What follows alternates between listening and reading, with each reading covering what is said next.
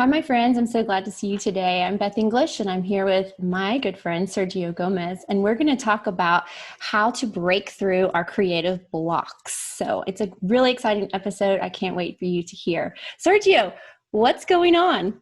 Hey, Ben, good to see you. As usual, happy Wednesday, right? As we are here one more time. I'm very excited to hear about this topic because I think it's something that happens to all of us at some point or another.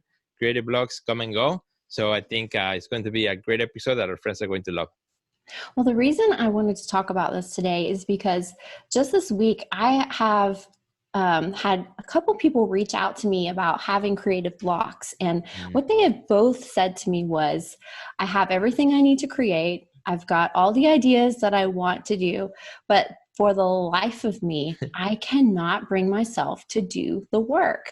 And I thought, how many other people are probably thinking like this right now? You know, with Mhm. so many pressures and distractions and things going on around us, it can be hard to bring ourselves to produce and to create. And so that's why I wanted Mhm. to talk about this today. So, have you talked to people in your community about having creative blocks or the distractions that they're experiencing lately?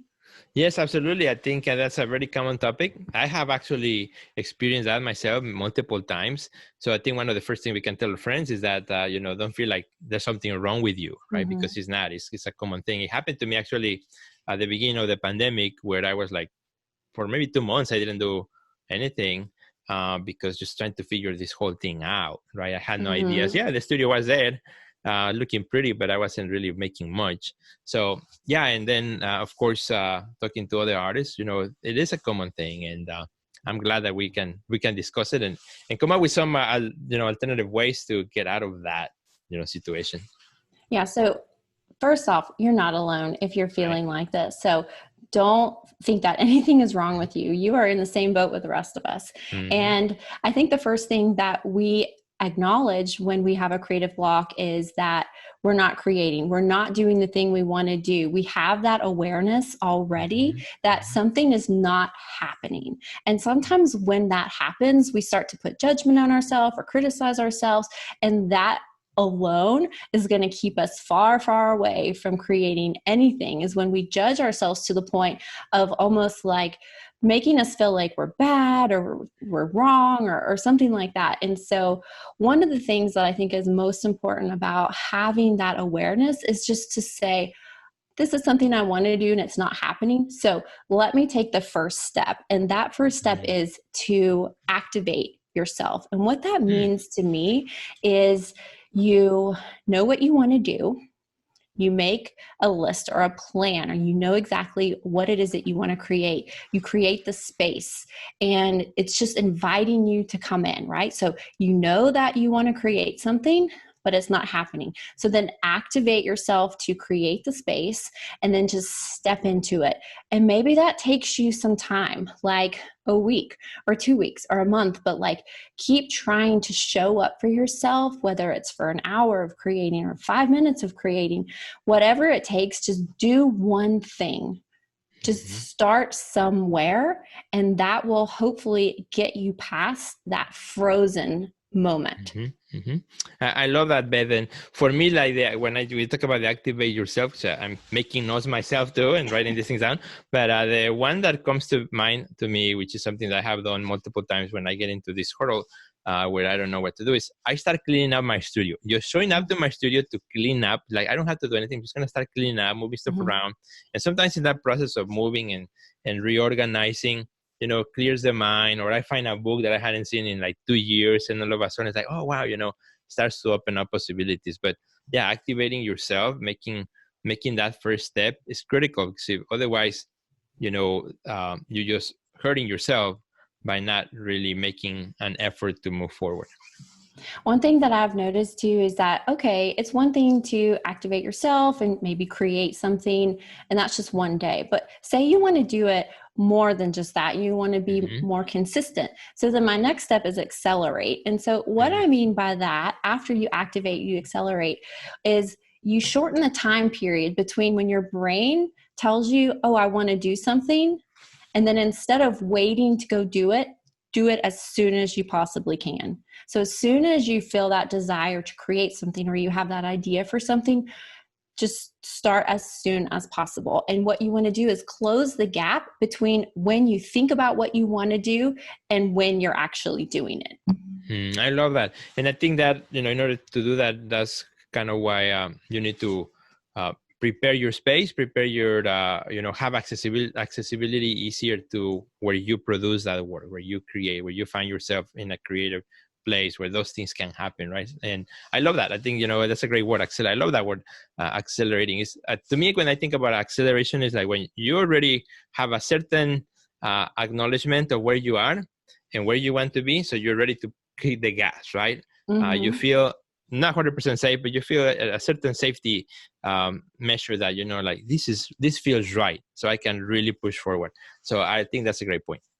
Awesome. Well, and the last point is communicate. One of the things that I feel like has helped myself and a lot of people in my community is just being able to communicate what it is that we're creating, what it is that we're making, sometimes the hurdles that we're experiencing, just having that you're not alone feeling and that community out there to listen and to maybe even help you stay accountable to your work. Like if you say you're going to do something to somebody else, the likelihood that you'll do it is so much greater than if you just stay silent about it. And so after you activate and accelerate, then communicate and just follow that 3-step process every single time, because I feel like when you start showing up for yourself and listening to yourself and then talking about what you learned, you're just emphasizing in your brain that this is the process that you need to follow in order to see yourself do the things that you really want to do. Yeah, totally. And, the one that you said about communicate, I think that's something that we had talked about many times here in the show, you and I, the idea of also being part of a community, feeling connected, because when you feel connected with you're part of a community, then it's easy for you to share the things that you're doing, with a feeling of judgment that, what people are going to say, and they can accept you as you are. And I think that's great, because you want to communicate with those who get you, those who understand you, those who will support you, not put you down. So knowing who to communicate to is such an important thing. And, as we have mentioned many times, find your tribe, right? Find your tribe, find your people. There's a tribe for everyone. You just got to find it. Sometimes, the one that you think might be the best, you try it. It's like, well, I didn't click, but maybe there may be another one that can help you, feel welcome, so that you can, as you mentioned, communicate with them, get excited about what you're doing, and get unstuck and moving forward. And, that's primarily what we do in the Nashville Creative Group is we are present with one another to listen, to encourage, acknowledge where we are in the process. And, that's our main focus, to share and encourage. And that's what we've been doing so well for over 8 years now. And it's just still going strong. And it just shows you how important it is for people to connect with others who are like them, who are excited about the same things and passionate about the same things. Because as we know, being an artist can be lonely. We can be in our studios and feel like we're the only ones out there, but really we are not. There are so many people we can connect with. I just want to encourage you to, like, if you feel like you have a creative block right now, reach out to somebody, tell them about what's going on, and then talk about what you want. Do a little bit of it. Do it a little bit more and more and more and more. Keep talking about it, and you will see yourself come out of that block with ease. I'm telling you, it will happen. Yeah, it works. And activate yourself, accelerate, and communicate. 3 great. Boom, boom, boom. 3 great, exactly. AAC. Well, thanks for watching, you guys. This is the end of our episode. We've run out of time today. And I just want to hear how you're doing. If you're having a creative block, if you'd like some encouragement, just leave a comment and we would love to be able to encourage you today. And Sergio, can you tell us how all of our friends can follow you online? Absolutely. If you can follow me, if you want to find me, go to Sergio Gomez Art. You'll find me in all social medias as that, and online at sergiogomezonline.com. Awesome. And you guys can follow me on Facebook and Instagram at Beth English, and visit my website at bethenglish.com.